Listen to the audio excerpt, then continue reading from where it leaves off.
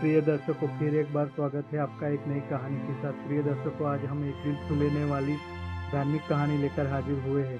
अगर आपको सनातन हिंदू संस्कृति पर सच्ची श्रद्धा और गर्व है तो कहानी को अंत तक जरूर देखिए और हमारे चैनल को सब्सक्राइब जरूर करें।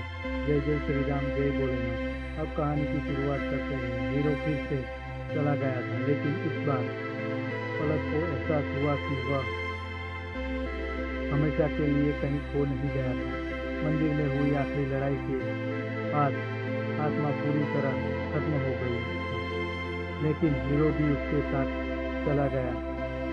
अब पलक के जीवन में एक बार फिर से वही सन्नाटा था, लेकिन क्या यह सच में अंत था या फिर नियति के पास उसके लिए अब भी कुछ और था? उस रात जब पलक घर लौटी तो उसे महसूस हुआ कि कमरे में अब भी हीरो की मौजूदगी थी। वह जानती थी कि हीरो अब भौतिक रूप में नहीं था, लेकिन वह कहीं न कहीं मौजूद था।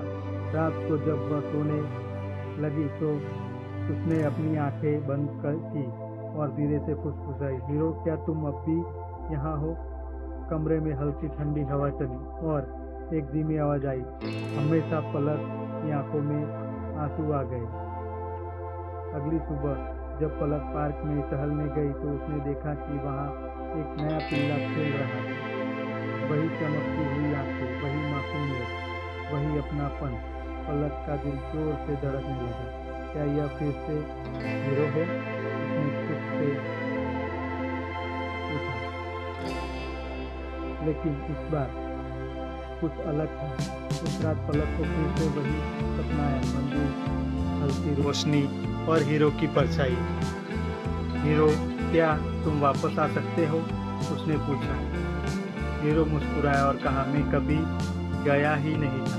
मैं हमेशा तुम्हारे साथ हूँ, लेकिन तुम अब मेरे पास नहीं हो। हीरो ने धीरे से सिर हिलाया।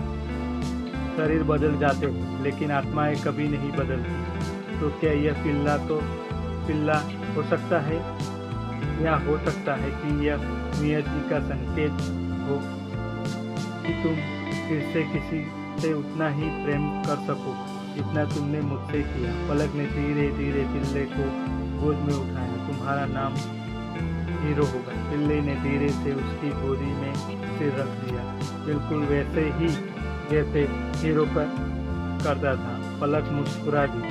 समय बीतता गया, लेकिन एक चीज कभी नहीं बदलती, पलक का प्रेम, जो मृत्यु से परे है था। अब वह जान चुकी थी कि प्रेम कभी खत्म नहीं होता, वह बस एक नए रूप में लौटता है, क्योंकि कुछ दोस्ती अमर होती है। प्रिय दोस्तों, आपको यह कहानी कैसी लगी? कमेंट करके जरूर बताएं और ऐसी ही मजेदार कहानियाँ सुनने के लिए हमारे चैनल को सब्सक्राइब जरूर करें। धन्यवाद।